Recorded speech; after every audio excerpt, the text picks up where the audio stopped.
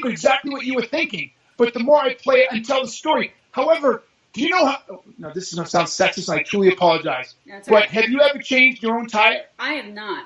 I've never had to. It is an extremely dirty job. Yeah. It would almost be impossible for him to change that tire without getting his shirt dirty. Okay. Almost impossible. He would literally probably have to take not only his jacket off, but the white shirt off. Right. But again, if he shows up to his own award ceremony dirty, is that the end of the world? Like, would you miss your award ceremony because your shirt was dirty? Okay, but I wouldn't do it. But the original example I gave you, he was going to meet with the a politician, and so no, I would not want to show up to meet a politician with my shirt dirty. The president of the United States, the original story was the president of Poland, but right? No, I wouldn't want to show up dirty. Okay.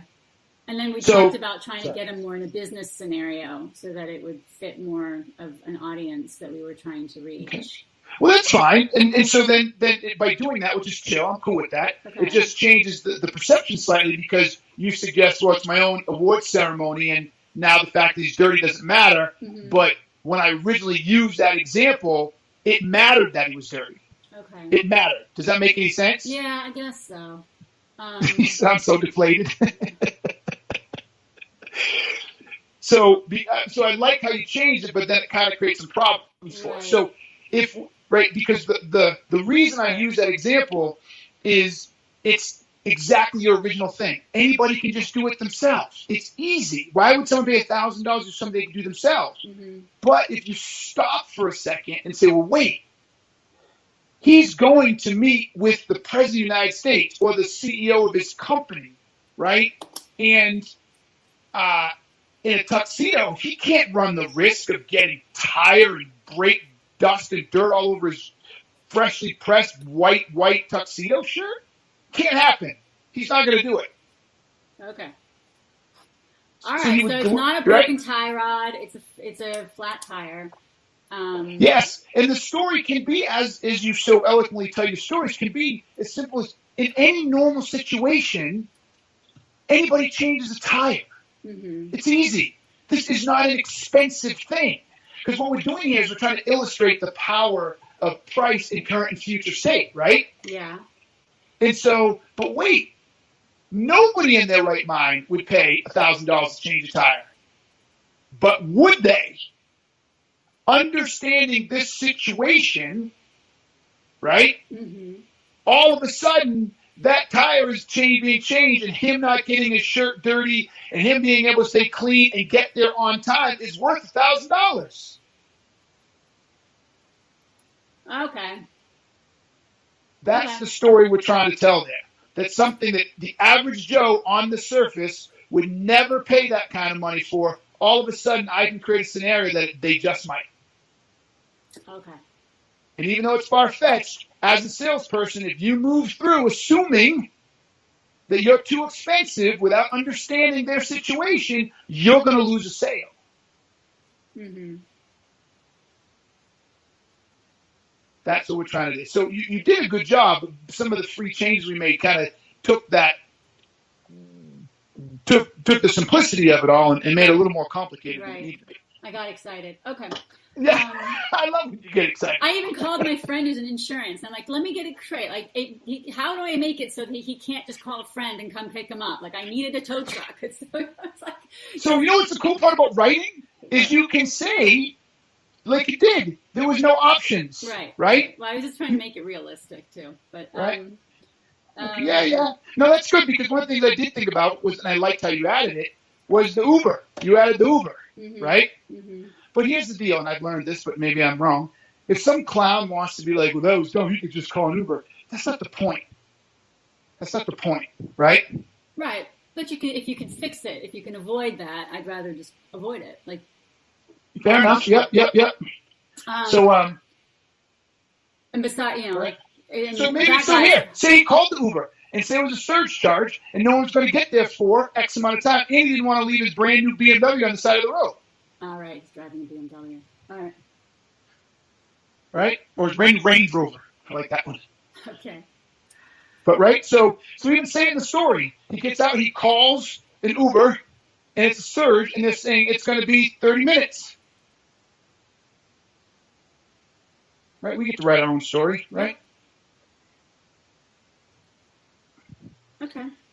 Right, and so guess what? A tow guy comes. He sees one. He flags one down. The guy's like, it's going to be $1,000. Would you pay it? He pays it. He's happy to pay it. And we have to be real clear that when we say he pays it, right? Yes, he could change it, but he doesn't want to get his shirt dirty. It's not even worth to try to get the shirt dirty. Mm-hmm. He wants to make sure he's on time. He's meeting with the President of the United States, or he's meeting with the CEO of GE, or I don't care who it is. Somebody important, though. You know what I'm saying? Mm-hmm. It's the time. It's once in a lifetime. Important in how he looks and how he shows up and how he presents himself is critical. Okay. All right. So my other question was, in that dialogue, how do we, because we were trying to illustrate, it follows a conversation of intrinsic motivation, right? So I was asking you, like, I wrote dialogue and it works, but I don't know that it shows a tow truck driver getting to intrinsic motivation. Because what you say is that the way you would do it, or a salesperson would do it, is tell me a bit of, like, if you hit a block, right?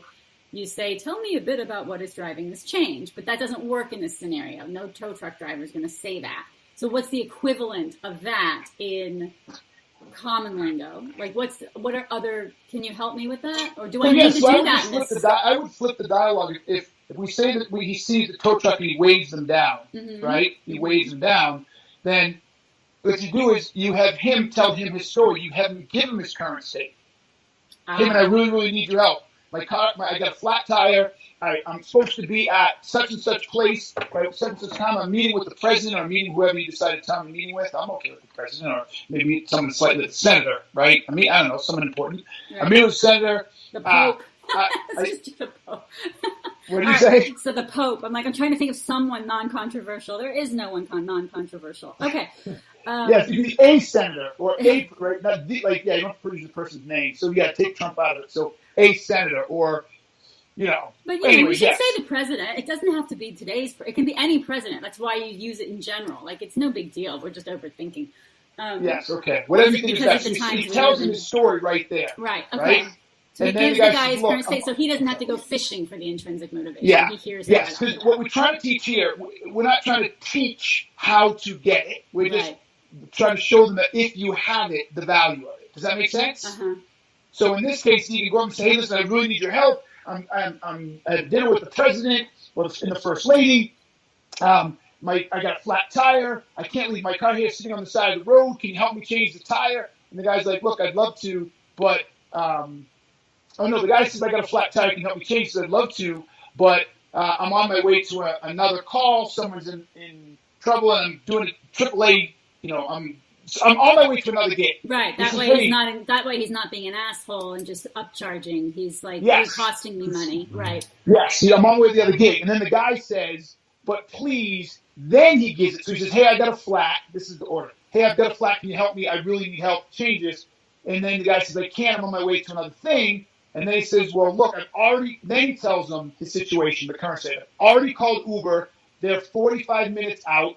Other tow tech companies said they're at least an hour out. The thing starts in 20 minutes. I'm in a tuxedo. I can't change and get dirty. I'm meeting with the president and the first lady. Can you help me? He says, look, if I do and stop, the best I can do for you is going to cost you $1,000. Mm-hmm. And he says, fine, I'll take it. And then we tell the story of why he'd take it. Right. Right? The value of the outcome. The value of meeting with the president and not having to leave his car on the side of the road and not running the risk of soiling his perfectly white tuxedo shirt and tuxedo far exceeded the mere $1,000 in that moment. Mm-hmm. And therefore, it's the gap of where he is today, not attending a once-in-a-lifetime event or attending it dirty and disheveled and ruining it versus making that as a massive gap. Mm-hmm. And therefore, what seems as a simple, mundane, cheap, easy to accomplish service now has a premium. That's the power of the desired outcome in the future state and gap selling on sales. Okay. Does that make any sense? Yeah, and that makes perfect sense. I said that a lot today with my clients. I don't know what's going on. I feel like I'm not talking clearly. No, I don't think you're not talking clearly. I think I got excited with the story. Don't go change it. That's what I love about you. I love it. You get so into it. It's awesome. Oh, okay. Okay, well then that fixes that. And by the way, did you see some of the comments I left you where you crushed it? Yes, I did, and I appreciate it. It's nice to know when you get it right. Thank you. Yes, I'm starting to understand how you think and work. Took me a little, but I apologize, but I'm starting to get it. No, it's good. Everybody needs, that's good. So you did not, so I was feeling like it was because you talk about starting with your customer's why, and I'm pretty sure that it was that book that started people talking about your why. I felt like we had to kind of throw a mention of the book in there, but maybe we don't. If you don't so let's talk about this. So I liked your, it's so funny. I'm starting to figure out. I knew exactly why you put it in there, right? Mm-hmm. And so let's collaboratively talk this out. Okay. My understanding, having never actually read his book, only seen some of his talks, is the why is more of an intrinsic, value-based why. Like why we started this company. You know what I'm saying? Yes, why I do my job. You know what I mean? Right. And it didn't feel like it didn't feel parallel. I'm sorry? It didn't feel parallel. Yeah, not as much. I saw some, actually I could see, I saw some parallels as opposed to some connection, right? Okay. They kind of run next to each other, but they're not exactly the same. Yeah, I mean, I had to make, you can see I kind of made it work. But if it doesn't work, it doesn't work. Maybe that was my first gut feeling. It's just because I'm so close to it, you know what I'm saying? But the why in my head is not the philosophical pre-thought out why, but more the gut reaction why. Like why I want to go buy a boat tomorrow, you know what I'm saying? Mm-hmm. Because I want to have fun and party on the lake, not the, why did I start a family, or why is the boat important to the, really the why is because I want more family time. You know what I'm saying? Mm-hmm. The parallels are there, but it just didn't feel right. But so maybe we just drop that paragraph and just start with, under normal circumstances in Manny's world, a tow truck is a tow truck is a tow truck. That's fine. Okay. All right, you like that? Oh, a dais is the little platform, but I can change it to like ballroom stage or whatever. Or if he's meeting the president. Oh yeah, okay, yeah. Thank you. I had never heard. I thought it was a typo. No, it's like the platform where you stand when you're in a ballroom, for example, and they put that little thing up so you're elevated. That's what that is. So the podium. Not a podium because you're not reading from a lectern, but it's like an elevated space. But that's okay because we're not doing. He's not in a. I don't know where he's going to meet the president. A dinner. Make it like a dinner. A dinner. You know what I'm saying? A dinner. Make it like a charity. What do you call those things? A fundraising dinner or something. I don't know. Yeah, I guess it doesn't matter anymore. You're right. Sorry. So we don't have to. Yeah, that's all good then. Problem solved. Let's put in a story about a client of mine choosing me over the competition because I found out about their intrinsic motivation. Yes, Lex, I'd love that. Okay, good. I got one even better for you. Okay. I'm not even going to say anything here. I'm going to put his name in the. He just called me too. I'm sure he left me some examples of reading the book. That's why he called, because he never calls. I have a client who never calls me, but he pays me a lot of money. You gotta love it. I'm going to drop his contact information into this, and he said he'd be willing to find time this week to talk with you about the story, get it from his perspective. You can write it from his perspective. Okay. How good is that? That's pretty cool. Yes, he's a great guy. And he tells the story all the time why he chose me over the other people, because I was the only person that got to his intrinsic motivation, which was they want to get to 48 million by 2020, and they were concerned they couldn't do it and didn't know if they had a path to get there. Mm-hmm. No one else got to that, and so when I did, it not only did it ring a bell, he's like, wait, why are you talking to the other guys? This guy actually understands where we're trying to go, and no one else even figured it out and didn't even make us realize that's what we were trying to say. If that makes any sense. Okay. So, all right, I'll drop his information there in a minute. Okay.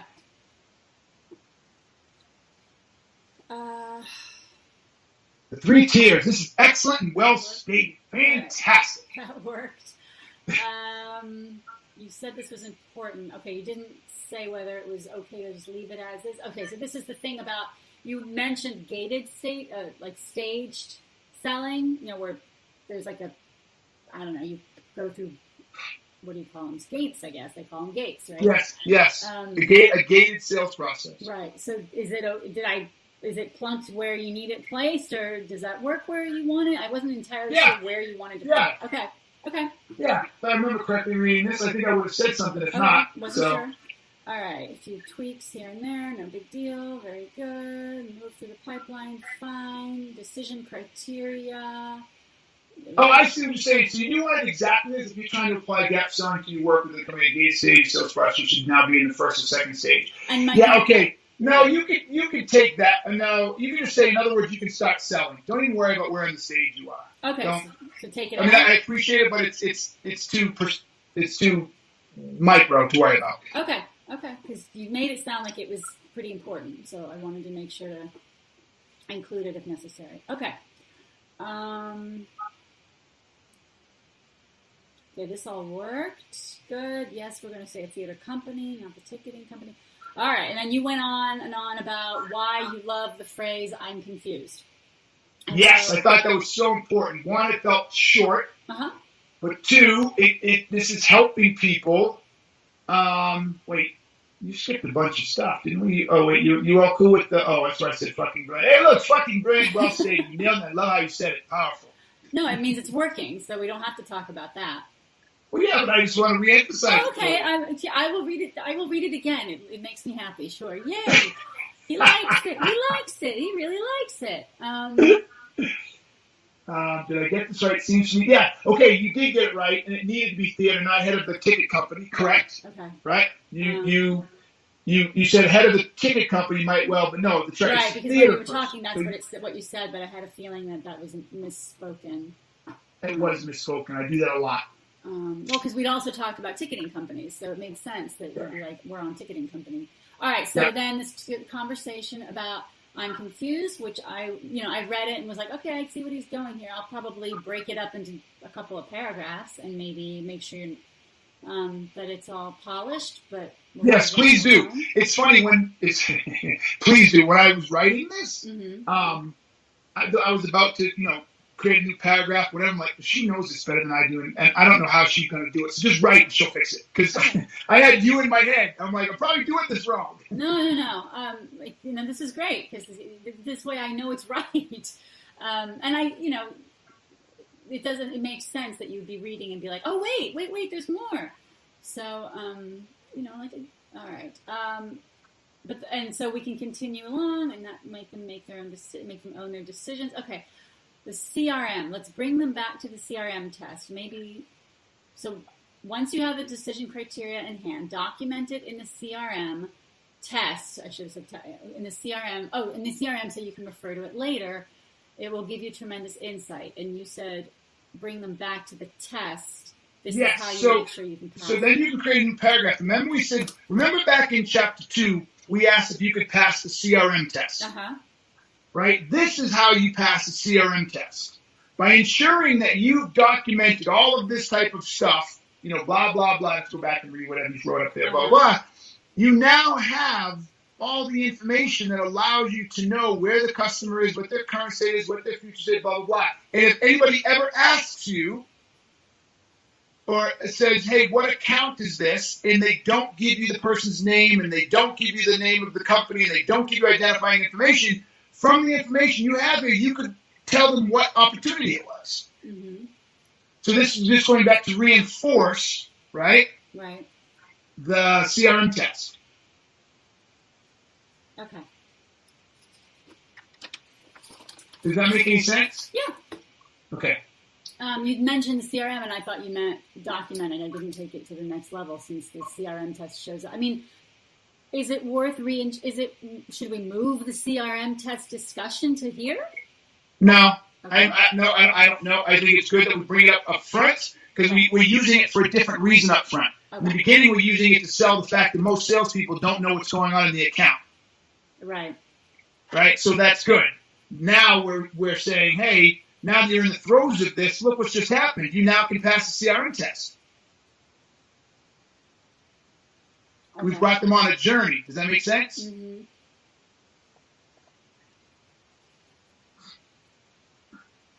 Okay. Know the buying process. All right, another big chunk. Understanding the buying process is far more important than many people. So this is about, I don't know, what is the CEB? That's the people who did I don't know what it's called. They're the people who did the Challenger sale. Oh, okay. The nice quote you liked earlier. They Okay. also did another one called the Challenger Customer. Okay. 5.4 in every sale. Okay, so this is just about the buying process and understanding it. Okay, focus on the next yes. We're looking at stage triggers wrong. It's costing you. Should look more like a rising. So you saw me trying to add in the graphs, and they're really hard to read. So it looks like you attached them in Slack. Yeah. In order. And look, I'll get somebody to do them again. Sure. When it comes time for the book, we'll have someone to do them. Yeah, that's great. But at least this way, I wanted to make sure that you knew where to put them and that you had access to them. Whoever else is reading them would be able to find them. Okay. Need to work on this a bit more, but close. So this is about every yes you hear is a small sale. Yeah, let me read this again. Sorry. I should put more.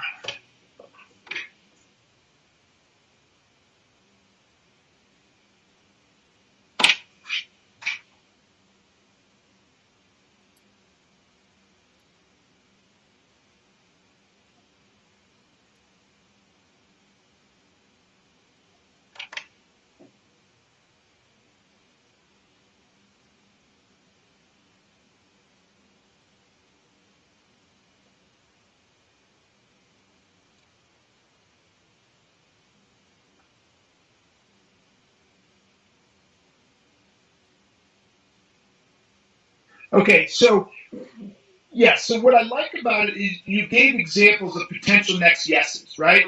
Yeah. What we need to do here is how do I want to say this? Okay, I don't want to be as prescriptive. So for instance, because it doesn't always map up. So in other words, you say in the next stage where you're providing a solution, you want to hear, yes, the solution you propose integrates with that current process. And yes, I'll set a meeting with the head of CEO. Finally, in the negotiation stage, you're walking through the contract, maybe debating procurement or fighting with price. Ultimately, they're still saying, yes, I want your product. That second line isn't exactly where we want to go.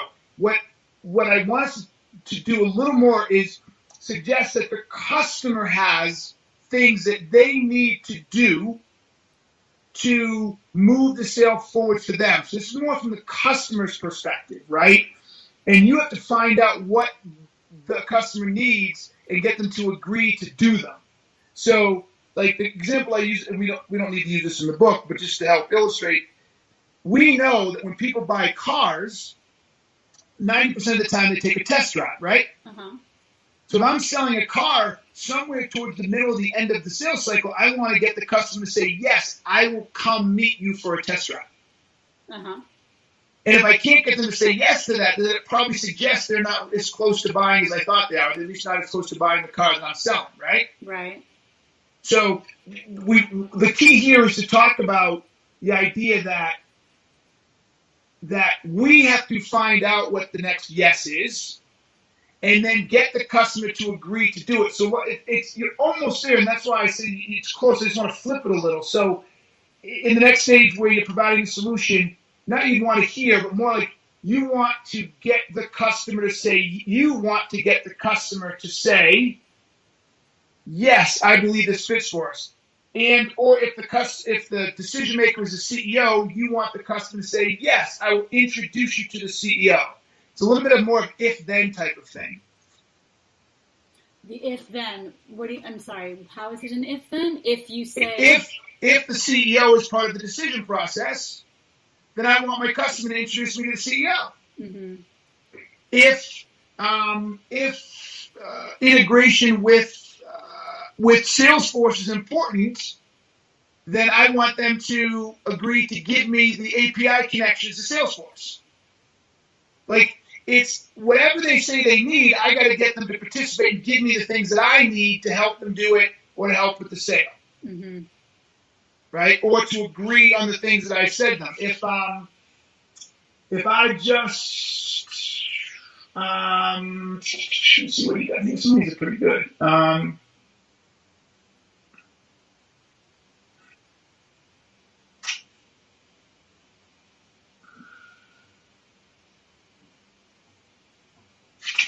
These are always tough because they're all so unique. You know what I'm saying? Right. So do I need to scrap the whole paragraph, or is it half of it okay and then it falls off? No, I think the whole paragraph. I think that's a personal choice. I mean, I don't do well cleaning up things. I just say fucking scrap it, but you may. So make no mistake of yes, here's a small sale. That's perfect. Okay. In fact, the sale is made up of hundreds of little sales conducted every stage of the sales cycle. Perfect. Okay. When you're when we start trying to break it down by stage, and I see what you did here. You saw the stage and you started breaking it down. But yeah. Okay, well, listen. When you're in the first stage of engagement, you want to. Okay, this is where it changes. It's not I want to hear anything, right? It's I need the customer to agree to certain things, or I have to figure out what the next yes is for the customer. In order to move it forward. So you want to get the customer that, yes, there is a problem, and yes, I need help solving it. All right, yeah, I guess in that first stage, yeah, that's actually pretty good. Hold on, I'm getting through this.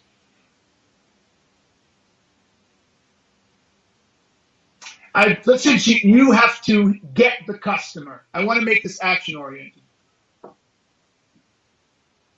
For the second stage, you mean?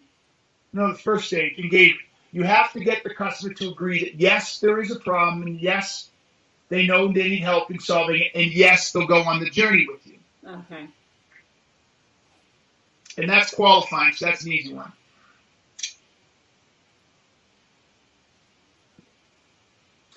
Then they say in the next stage, mm-hmm. you may need to get the customer. This is where it becomes a little more broad depending on what people sell, but you may need to get the customer to agree and say yes to an introduction to IT, or to share their specs, their product specs, or to agree to a face-to-face meeting. There's the three separate yeses that could be different depending on what you're selling, but right. People can get the message, right? So notice each one of those is very distinct. It's not the salesperson doing anything, right? Mm-hmm.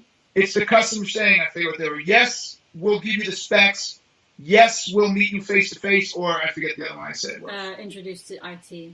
Yes, perfect, right? Uh-huh.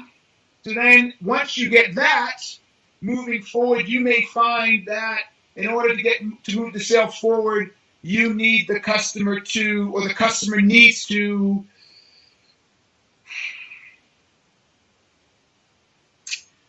share sensitive data.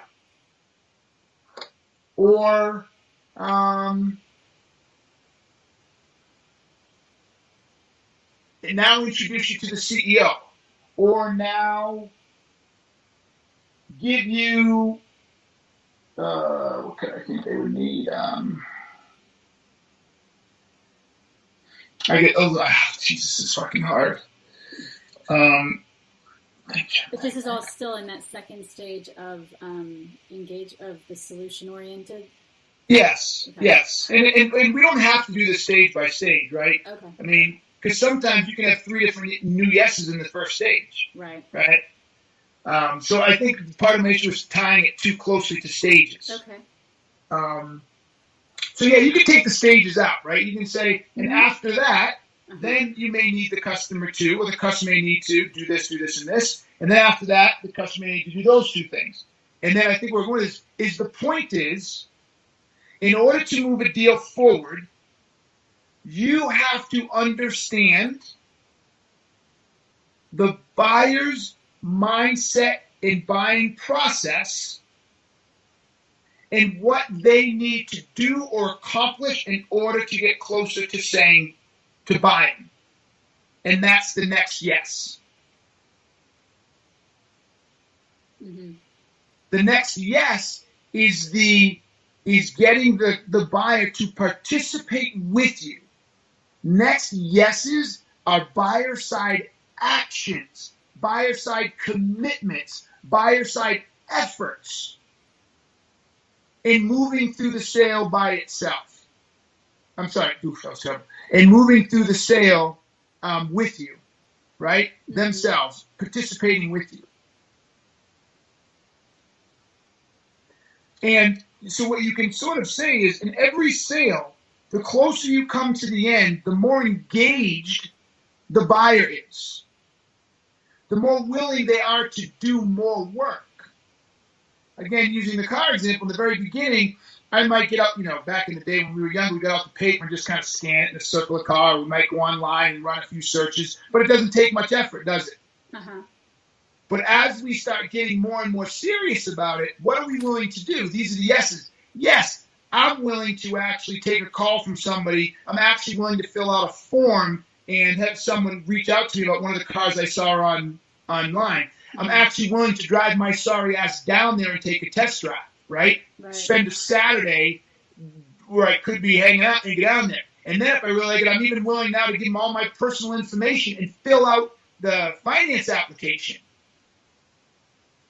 Those are all yeses on my part. Yes, I'll fill out a finance application. Yes, I'll come down and take a test drive. Yes, I'll fill out a form and let you contact me. That's me doing all the work, not the salesperson. Right. And so if you don't understand what the next yeses are, it's harder for you to move a sale through, isn't it? So if I'm looking to sell the car and you've reached out, I know that the next step in my selling methodology isn't to get you to buy the car. What is it to do? To get you to test drive? Yes! Mm-hmm. Woo! Right. Right? So that's my sell. I'm not focused on the car anymore. What value can I bring and how do I make it so that you'll come down and test drive? That's the sale. That's the next yes. That's the mini sale. Mm-hmm. Right? Right. Okay. So that's what we're trying to convey in all this. Okay. So that's why you were pretty close. I just felt we could do it a little better. All right. Was that helpful? Yeah. Yes, it was. Okay. I'm gonna come clean on something with you, Stephanie. Okay. Yeah. Get some insight into my personality. This has been an amazing experience, but it's been difficult, and I didn't realize it would be so difficult for me. And this is probably going to be some of my own work I'm going to need to do as my company grows and more people working for me, etc. I find it uncomfortable at times, challenging or correcting your work. Oh, okay. So I think when I say things like, does that make sense to you, and are you okay with that? And that is more coming out of insecurity on my end about feeling like I'm disrespecting or no, you've been being overly critical, or I know this is my baggage, but I'm letting you know. I'm very grateful because I've had people not be so respectful. No, you've been very respectful, and I want to get it right. So if it's not right, you need to tell me. Like I'm not doing you any good if you're not walking away feeling 100% happy with what's on these pages, right? That's what we're going for, is a book that you're really excited about and proud of. So I want it to be right, and I don't know if it's not right if you can't tell me. No, it's true, and that's why I'm owning it, and that's why I'm sharing that with you. You know what I'm saying? It's like I'm working hard not to feel well. I'm working hard to overcome the feeling. Hopefully, I can stop feeling that way and be even easier. But yes, that's when you hear me say, does that make sense, or are you comfortable with that? That's a lot of just my insecurity of like, I hope she doesn't think I'm just being a complete ass. No. Does that make sense is a good question, because then if it doesn't, it gives me a chance to go, well, Not really. Okay. Because if it doesn't, I need to speak up, even if that makes you annoyed that, oh my God, I just talked all that time and she still doesn't get it. And a lot of times I don't realize I'm not getting it till I start writing and go, oh wait, maybe I didn't get it as much as I thought I got it. You know, that does happen. But I want to get it right. So, and hopefully this next draft, it will all be right where you want it to be. Okay, so you're not the customer's bitch. You wanted to add some language. You didn't like just starting like back to that y-axis, which is, okay. So there's a belief, maybe even conventional wisdom, that salespeople serve the buyer. Is that like the same thing as the customer's always right, or is that something different? Yeah, or there's this hierarchical, whatchamacallit, you know what I'm saying? The customer's always right, yes, or look, you're the salesperson, you do what I say. And a lot of it's unspoken, you can even say that, right? Some people just default to this subjugative or this hierarchical position, right? They're the buyer, I gotta do what they say, right? And the buyers treat you that way, right? Yeah. Just send this over. No, I'm not gonna send this over. Well, people are afraid to say no. So whether it's stated, unstated, acted, however we want to define it, it's there. It's there, right? Mm-hmm. And salespeople get sucked into it all the time. Don't have the balls to not act that way. Mm-hmm. Okay. All right. So you just want to preface that. Yeah. And I was able to find your blog post, so that was helpful. So the customer's bitch stuff looks like it's all okay. And then I said substitute whatever he's heard, and you didn't, so I'm going to assume that that's okay, where he says, maybe he'll say something that convinces you, yes, this is necessary. Okay, I like where you're going, but actually none of that works because you say it's not a good example. Okay, so what is a good example of, I was trying to, again, show people how you handle this situation. Let me read that.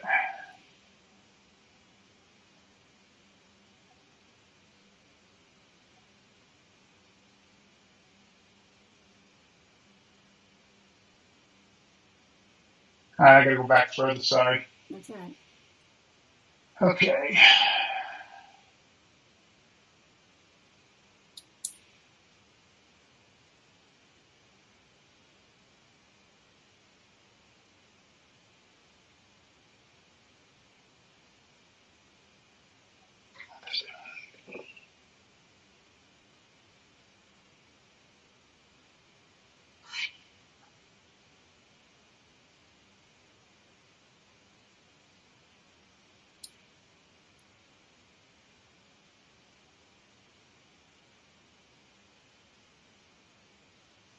Good.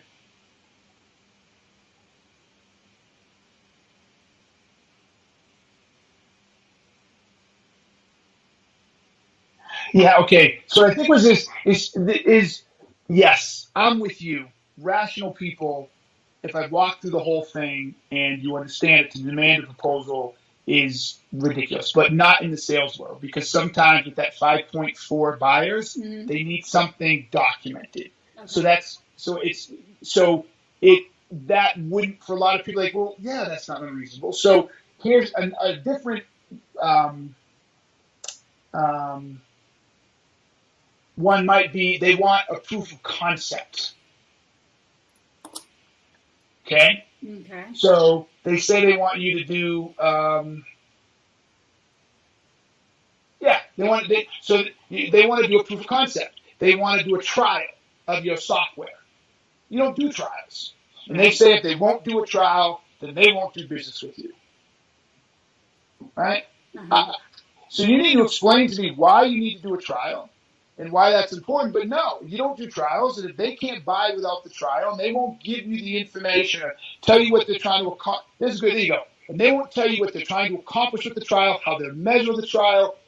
If they won't sign this is good. Okay, here we go. Ready? All right. Unreasonable demand would be demanding a proof of concept or a trial of your software. Let's say 90 days. Okay? But they won't tell you how they're going to measure the success of the trial. They won't commit that if the trial is successful, that they'll buy the product. And they won't pay for the trial. They just demand it. Yeah. and they won't do those things. So then you say no, and you say, if you want, you can either say, no, I won't do the trial at all. We don't do proof of concepts. We don't do trials. And you can ask them to explain why it's important to them and how it helps them get to their end state and how it helps them get to the desired outcome, etc. Or you have the right to say, I'd be willing to consider a trial, but here are the terms. You have to commit to buying it if this trial is successful. You have to give us measurable success criteria that we know what we're trying to meet, and you're going to have to pay an installation fee. And if they say no, tell them to pound sand. You don't owe them that. Tell them to what? Pound sand. Pound sand. I haven't heard that. Okay. You don't have to use that word, but that's a pretty slang term for, no, fuck off. Yeah, Go pound sand. Right? Well, if you use it, we'll use it. That's your words. That's fine. Okay. So, but that's hold on 2 seconds. I'm already getting my doctor. 2 seconds. Sorry. Sure.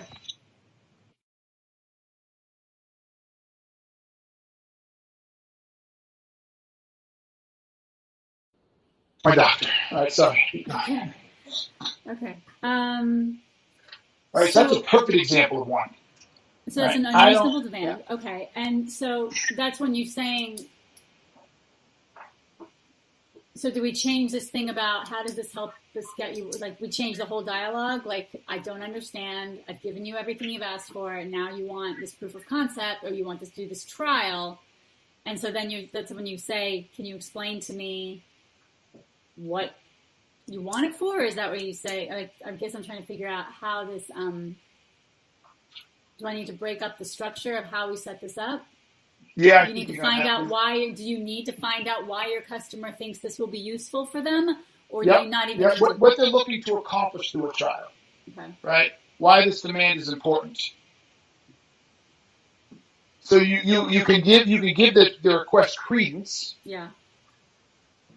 But you don't owe it to them. Remember, the point of this story and this example is the customer's asking for something that's unreasonable. Mm-hmm. Right? And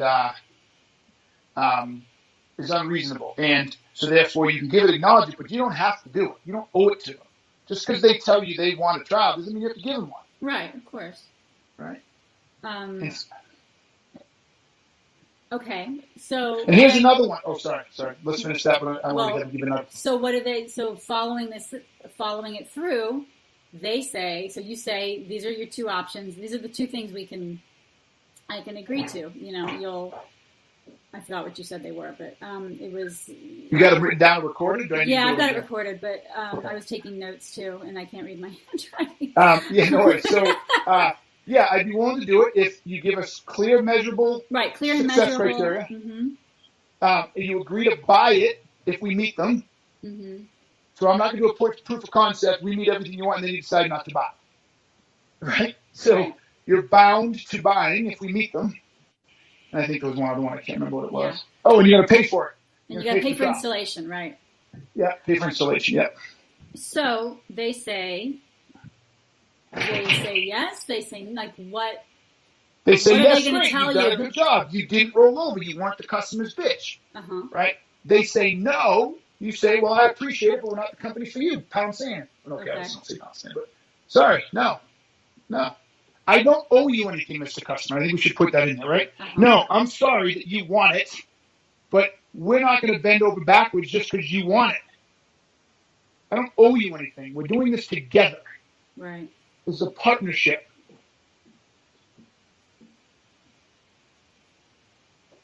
So you've got to be brave enough to just risk losing. Ooh, good. Strong. Let's not use brave. Strong enough. Okay. And then what I'd like to do, and I know you're going to yell at me, but oh well. I want to do another one because I want to really pound this point home. And I want to say, but sometimes not being the customer's bitch is something as simple as refusing to send pricing. Many times customers will call up and say, hey, I'm just calling for pricing. And it's your very first conversation with you, and they won't do a discovery call. They won't have a meeting. They won't set up a follow-up call. They won't tell you what they're looking to try to accomplish. They said, look, I saw your product. I'm interested in pricing. Please send. No, I won't send you my pricing. No, I'm not going to send you things.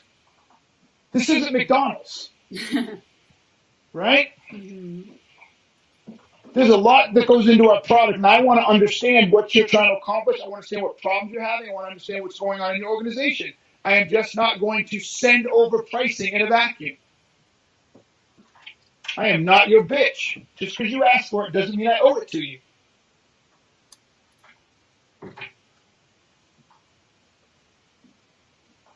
How was that? That was good, and I think that answered my question. I had a question somewhere around there, like about pricing. Maybe it's later, where I asked, like, how do you know when? Where was it? Oh yeah, I remember that. Yeah, so we'll get to that. So we deal with pricing later. Would it maybe we use that second example later and like bring it up again? Like, remember we talked about not being a customer's bitch. But let's see. All right, so chapter 12, when shit goes wrong, unless you want to call it troubleshooting because you don't want to be a potty mouth, you'll have to decide. Let's go with troubleshooting for now. And I'm going to have some tough decisions to make on how much potty mouth I have in this book. Okay. Because I really do, like, I'm banking this book is going to act as the, you know what I'm saying, the foundation. And I don't want to create something that turns off even 20% of my audience. You know what I'm saying? It could be worth millions to me. Okay. You know? So it's tough when I want to be authentic, but at the same token, I'm writing a book for the sales world this time as opposed to for me and for individuals. Yeah. You know, like my last book was sort of a B2C. Uh-huh. This is more of a B2B book, believe it. And look, salespeople will buy it, but the people who are going to buy the training and read the book for training purposes is going to be the sales operations man. It's going to be HR. It's going to be the training. You know what I'm saying? Mm-hmm. And all I need is one. I'm even questioning, you know, the bitch piece, but we'll see what I was happens. going to say, if you're worried about shit, you might have a problem with the customer's bitch. Oh, yeah, no, I got you. So before we go to print, I'm going to have some people read it and get some people's opinions in that space. And, you know, I may have to go in and change that word. What I might do on that one is just use an ampersand and stuff. It's so fake how our country is. Because that would go over well for some people. You know that? Yeah, like they'll tolerate that. Yeah, isn't that fucked up? I know exactly what you're saying, but I'm okay with it because you didn't actually say it. Right. Jesus. Yeah. Those Puritans. Yeah. Those Puritans screwed this country. Puritan ethic, my ass. Damn them. So, there's a whole bunch about Manny and Biff, the tow truck driver, again in this chapter. Yeah, you have to pull that out or fix it. Needs to get pulled out, yeah. Okay, because you said you could collect some good anecdotes about traditional objections. Were you able to? I will. So as we get finished with this, I know I compartmentalize sometimes. It's just easier for me sometimes. Mm-hmm. I will go back in each one of these sections and treat it as a problem. So, okay, get my anecdotes, boom, get this, boom, get this, boom. Because you have some other TKs in there for me, and I'm aware of them. Okay. Okay. Fix and tie back to the explanation I used earlier. What? Uh-oh. I'm reading the comment number 34. Right, yeah, I need to fix and tie back to the explanation I used earlier. Which explanation were you referring to? Yeah, I have to read this entire great question, Stephanie Land. If not, you need to respond, I'm confused. The phrase that implies you may be the one in error and allows you to challenge people without making them feel defensive. Oh, I bet you're thinking back to the one we just talked about, wait a minute, you want me to give you a what? Like, that's the number. Why do you want me to do that? Isn't that what you're referring to? I think so.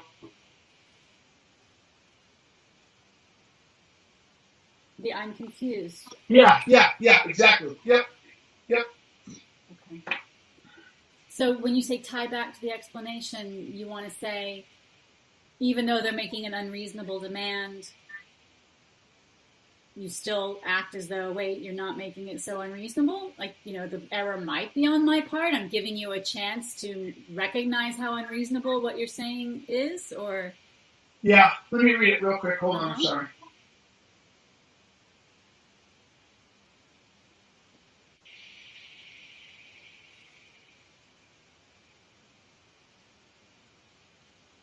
Hold on, sorry.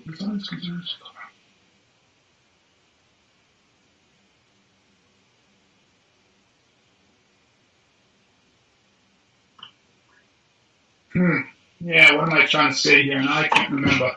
A lot of times this is what I feel when I'm reading. You know what I'm saying? Sure, and yeah. I mean, if you, it seems like it kind of says what it needs to say, but Yeah, I'm okay. So let's leave it for now. Obviously, it's not triggering like it did before. okay.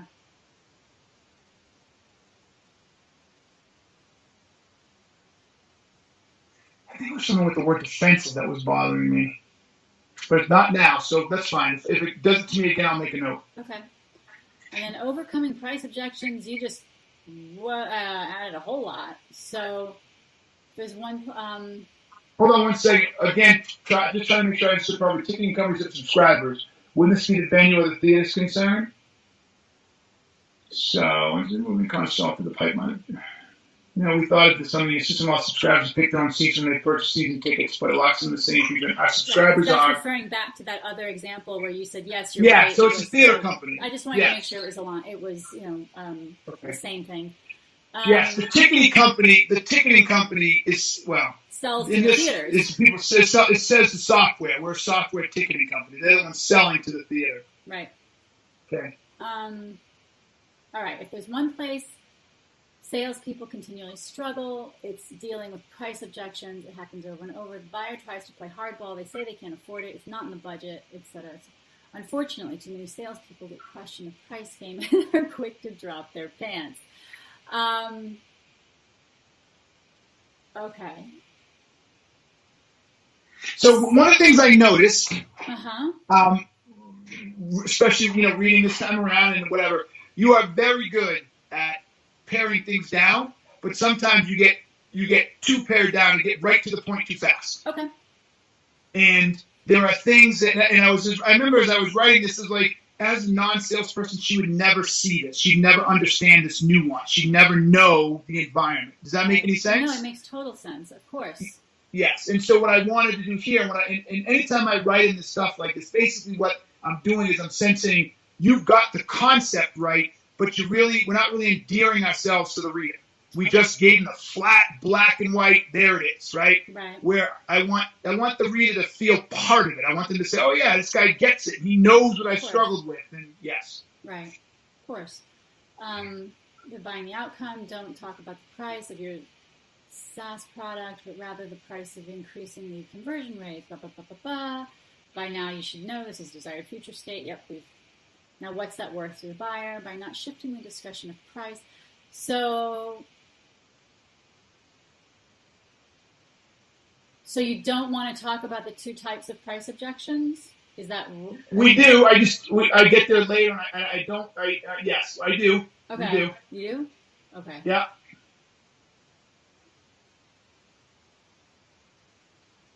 There are two other price objections to be prepared for: lack of budget or affordability. Okay, so that is where it shows up again. Yes. So there's this first. I just think your product is what you did is you jumped right into affordability and budget, right? Uh-huh. But stepping back, there's a whole lot more to that. First, I just don't think you're worth it. That's the first price objection, right? And that's what that whole front part of this was about, right? That says, hey, back to the tow truck thing, right? Hey, it's fucking changing the tire, and you want to change $1,000? It's not worth it, right? Right. Well, I'm not here to compare the price of my service to the dollar amount. I'm here to compare the outcome of the value of my service to the price. Right. And that's what that whole first thing should have done. And as you read it when you have more time, that's what I want the buyer to walk away with. Don't ever defend your product or service against pricing. Ever. Ever. You defend, or you make the customer defend the value of what you're charging against their desired outcome in future state. Make sense? Yep, don't talk for a minute. Hold on. Okay, good. I'm going to my doctor. Hold on. I think that's him calling now.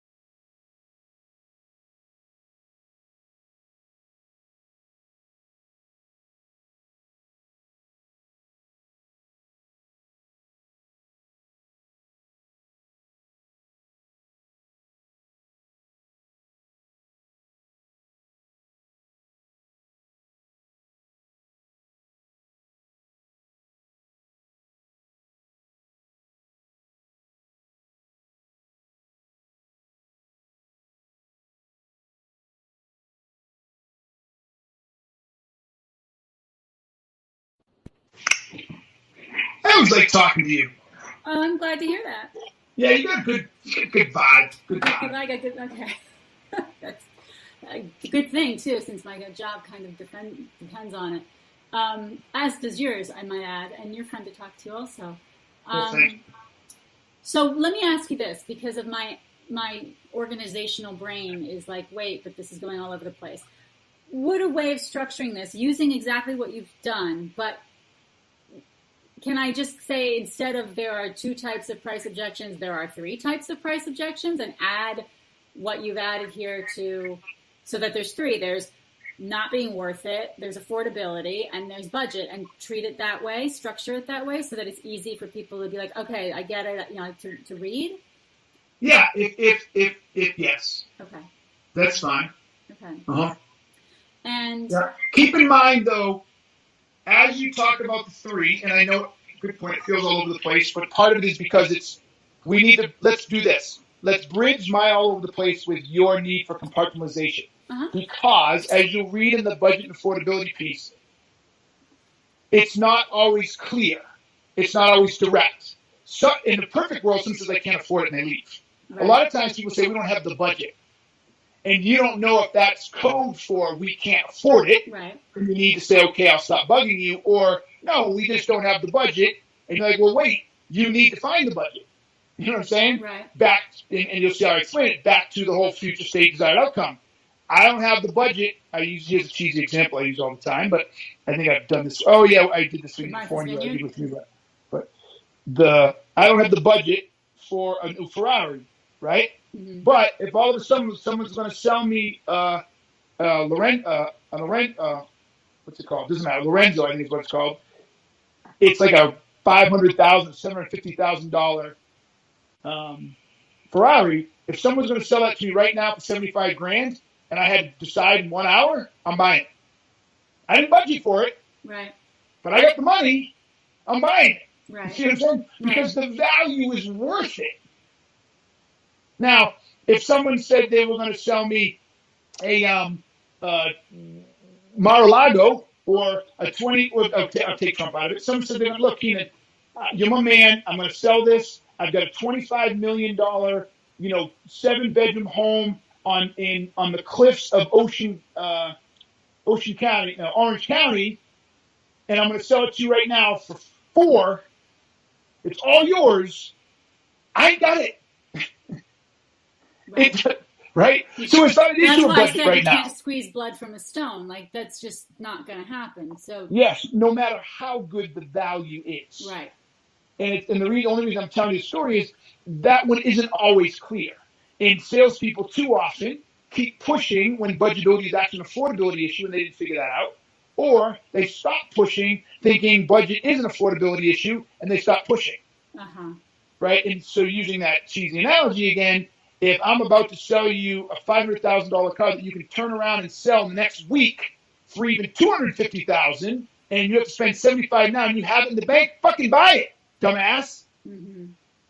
You're being stupid. What do you mean you don't have the budget? You're being dumb. You can literally almost say that to the customers. What are we missing here? Mm-hmm. You're leaking. Anyways, you get my point. Right. And I think you say that later, something about like,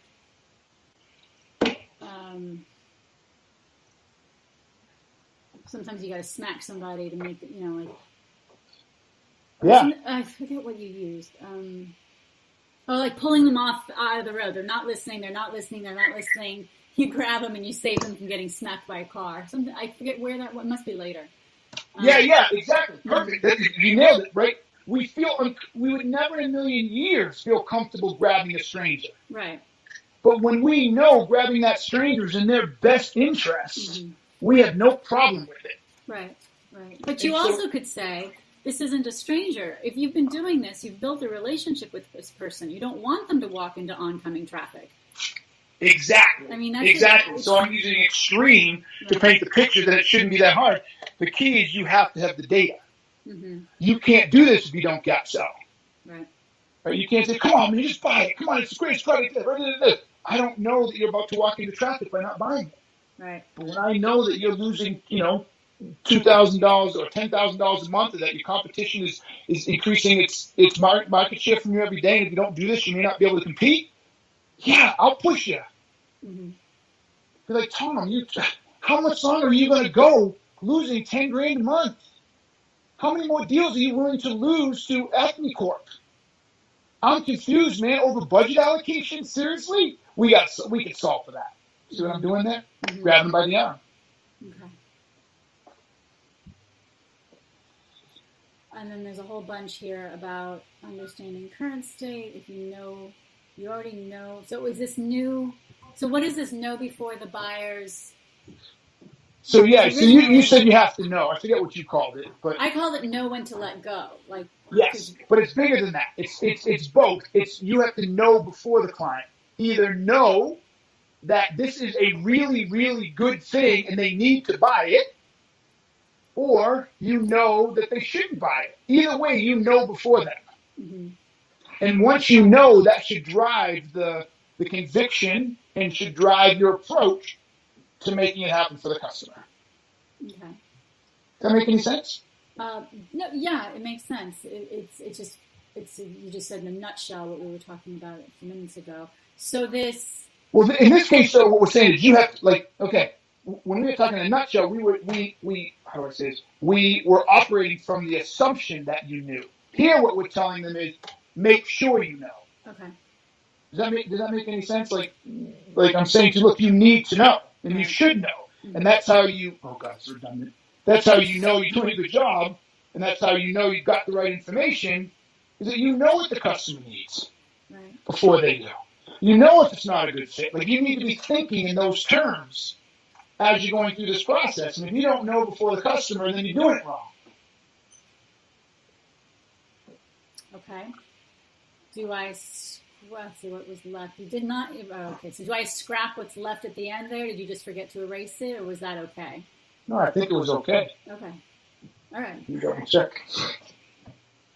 And I did a big one on that, but I know what it was too. You said it was, hey, it's kind of short.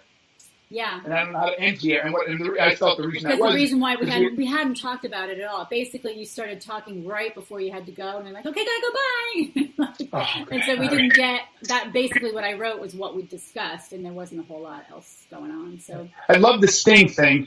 Okay. So yeah, I thought that was good. I thought it was great. So to tell you, to us old people, young kids won't get it, but oh well. Maybe not. I do have to check. I have to check the permissions issue. I don't want to get you screwed with the permissions because I don't know if it's as strict as poetry. I have to check. All right, well, please do. But I like it. If not, take it out. No worries. And I'll let you decide. I don't think I have a problem one way or the other with this. So as you write this whole thing and clean it up, if you think it works, keep it. If you don't, take it out. Okay. Well, we got. I'm sure plenty of it works. And that's the end of that. Okay. So I got you for another. I forgot how many more. A little bit more, right? I got nowhere to go. Oh. So I showed you I'm open. So you need more time. You need more time, yeah, or you want me to go back and read all this stuff and then call you back? The stuff I didn't do in the beginning. However you want to handle it. Would you be able to do that today before, what time is it now, 12:17, before with time to work, like for an hour? Could you do that? Or yeah, I can literally hang up and go back to chapter 2 and read from chapter 2 all the way down. All right, why don't you do that? If you don't mind, that'd be wonderful. And that way we can get this part nailed down, because what I really want to do is see, how far along are we? There's a couple of bullets that we did not talk about in this part 2 section, and I need to know what they are. And then that leaves us with part 3, which looks short, but I suspect there's a lot in between the lines here. So I hope so. I want to. So how many? I want this to be at least a 225-page book. Uh-huh. How many words do we need that to be? I'm pretty bad at calculating that. We're at about, I'm going to say, slightly over 30,000 words right now. We're at 28,000 something. Oh, no, you're right. We got the whole first chapter. You're right. We're over 30. You're right. The intro and the first chapter. Yeah, and so this is going to get a little cleaned up. And then there's some TKs. There's some stories missing. So we're a little over 30,000.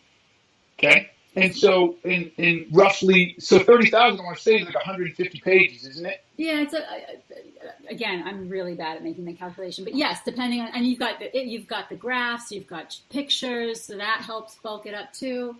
But yeah, we definitely need a little more in here. Yeah. So Not Taught was 157 pages now. Was 145 pages before I put the Thought Leaders and Geniuses resources in. Okay. So, and I think that was about 30,000 words. Okay. So about 145. So I'd like us to get to 225. I mean, that's let me see what I got here. Another salesman book. Hold on. Sorry. That's it. Just seeing what the competition's doing. That's just under 200. That's not too bad. Let's see. Lost Art of Closing. That's 195, 201. Yeah, so we get around 200. I'm good. Yeah, and don't forget, people love short. People adore short. Like Seth Godin has books that are 100 pages long. They are tiny, and people adore them because you get what you need out of them, and then you don't have to schlep around this big old book. Sold. Like literally sold. I mean, my first book was only 140. Right. I just believe when it comes to sales books, if it's too short, then they'll feel like it's too slim. Sure. I'm sorry? It feels flimsy. It doesn't feel like it has credibility. Mm-hmm. Right? So in this one, so look, I'm perfectly okay with 200. I'm looking at some of the biggest bestsellers. Hope is Not a Strategy. That's 159. Yeah, I'm perfectly fine. Right around 200. Right? Perfectly fine. We're good. Okay, so I need to polish this section up. I mean, what we've got left for this part 2, I'm looking at your bullets. When a deal stalls, going dark, the demo, and then you started talking about empathy again. But I feel like you've talked about, I don't think we need that anymore. You should know before the prospect. We just went through that. So there's just when a deal stalls and going dark were 2 things we didn't talk about. Oh, those are good. Oh, yeah, those are good. And they're sort of in the same world of the objection. So they're not going to be too long, but... Well, do you want to talk about them now since they're in the section that you're not going to read next? Since we're in that part right now? Yeah. Okay. So when a deal stalls, basically, again... You go back to the desired outcome, and you go back to... Let me start over. Sorry. When a deal stalls, traditionally, we reach out, we get nervous, we get frustrated, we think the deal's slipping away from us, we send out letters that say, hey, I haven't heard from you in a while, what's going on, can we get 2 minutes to pick this back up? And we tighten up, and we do silly, stupid things to get them back in the fold, right? Usually gap selling, the best way to get them back in the fold is to go back to the gap in the future state and go back to our favorite phrase. You send out an email or voicemail and you say, hey, Tom, I'm confused. I haven't heard from you in a while. Last we talked, you guys were looking to spit out the desired outcome, right? I love the one you use. Be able to compete with more complex challenges. Oh, yeah, sorry, let me rephrase that. I'm confused. Last we talked, current state. You guys were having a difficult time competing in complex projects. You felt you were losing to the competition, and were really looking to change all that. During our conversations, we discovered that we could help you gain, now you speak to the future state in the desired outcome. And then you start and say, so I'm surprised and confused, I haven't heard from you. Has something changed? Have you solved that problem? Are you no longer interested in competing in high-end projects? Right? So basically what I'm doing when you go dark is I'm taking your very thing and making you look stupid, right? I haven't heard you, and you said all this stuff is important. Yeah. It's like my doctor calling, hey, Keenan, I told you had cancer and you're going to die in 6 months. You said you didn't want to die, but every time I call you to come in for chemo, you don't show up. Right.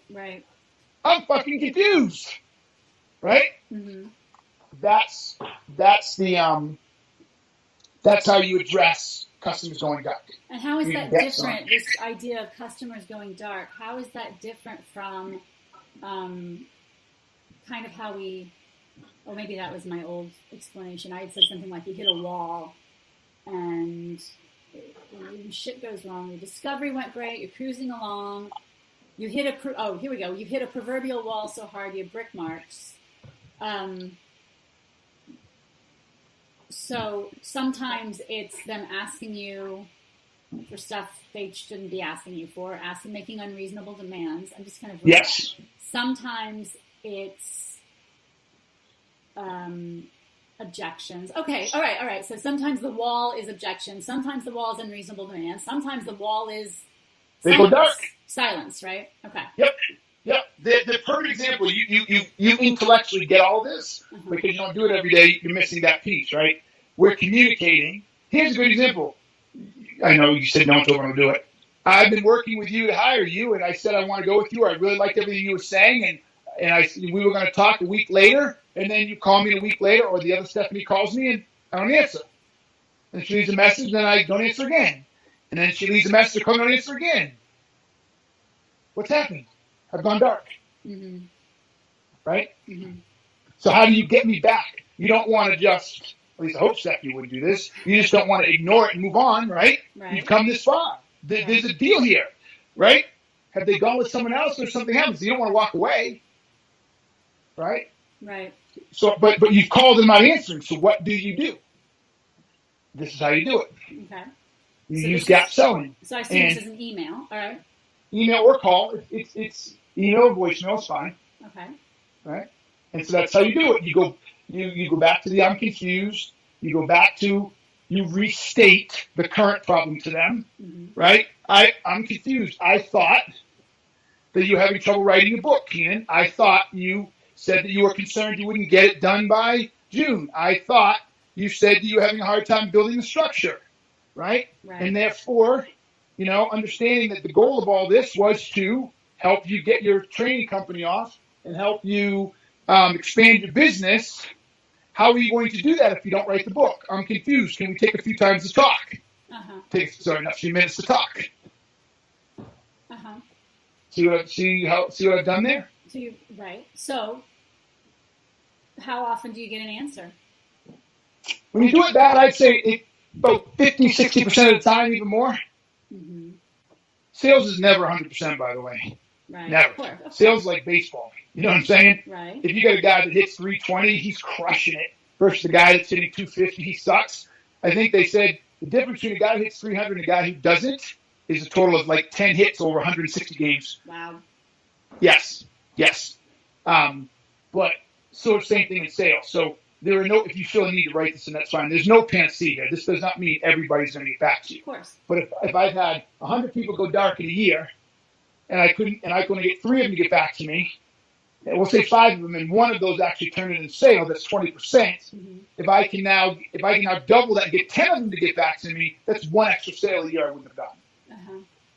Which 1 extra sale could be the difference between 100% a quarter and 110% a quarter. Mm-hmm. Does that make sense? Yeah. Yep. So you'll never get everyone back, but you can get a lot of them back. Yes, you get more back. Yes, okay. Absolutely. Okay. More than you are now. That's folks show. It's kind of like the gun argument. I know you're a good liberal. Anybody ever gives you shit about the gun argument, it was not going to stop that particular fucking shooting of that one. I want to punch him in the nose. Come here. Let me punch you in the nose first and say it's not about stopping that one, douchebag. It's about stopping thousands of the tens of thousands. Right.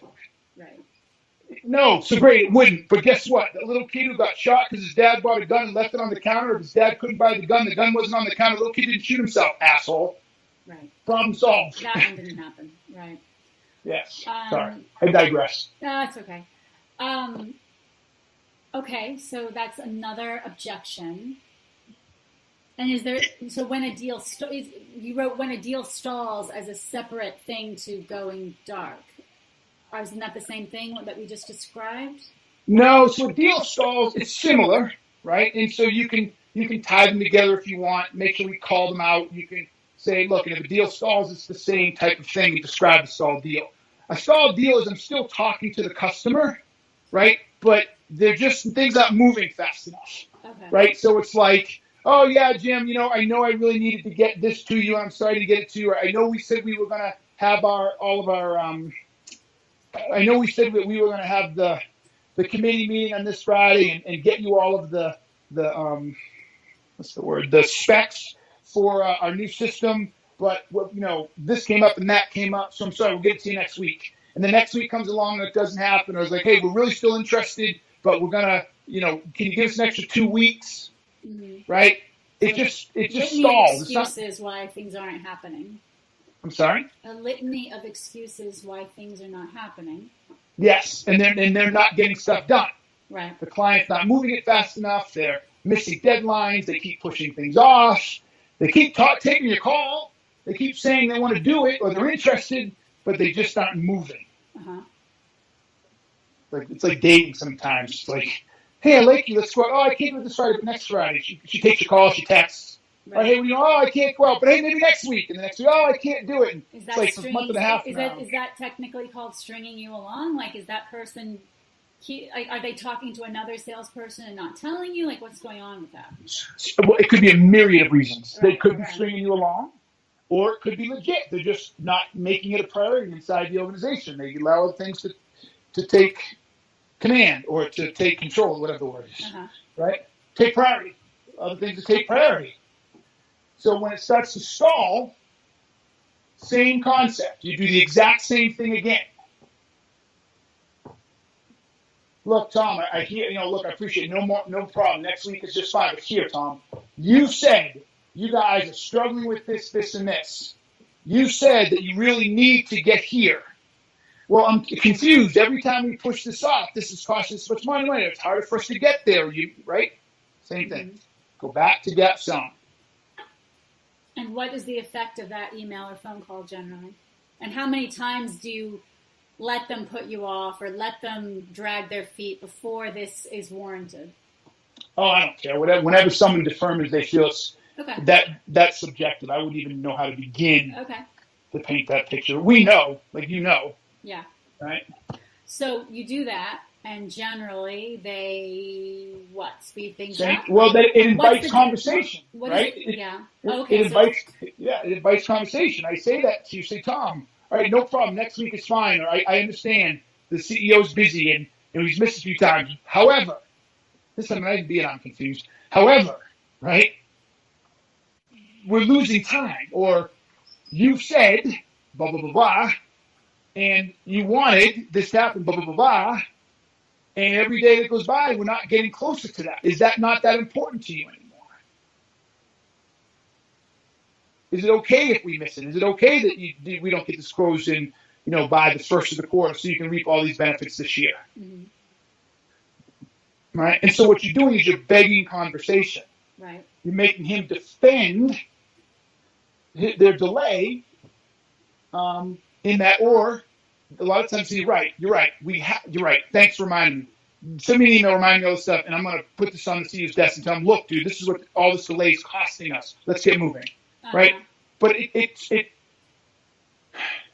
drives the conversation around the things that matter, and that's the buyer, right?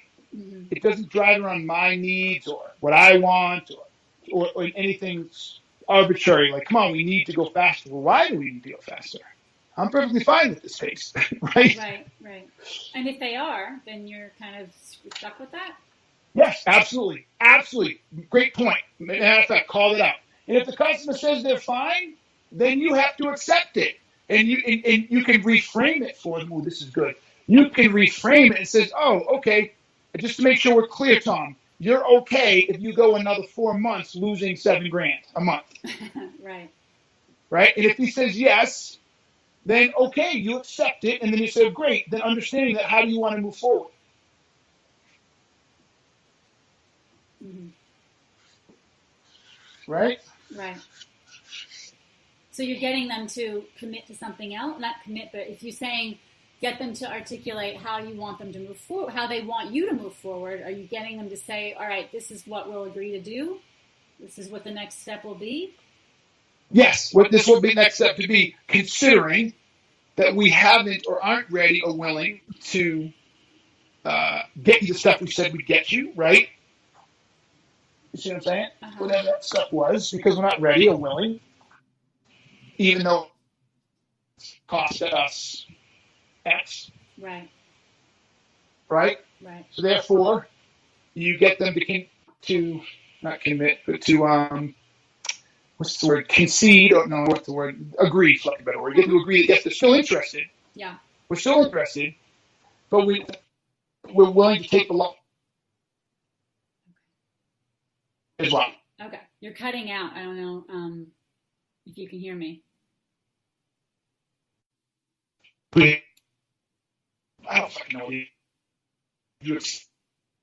commit that they're still interested in the solution, and if they're still interested in the solution, then you recalibrate. Okay, when do we pick this up? How do we pick it up?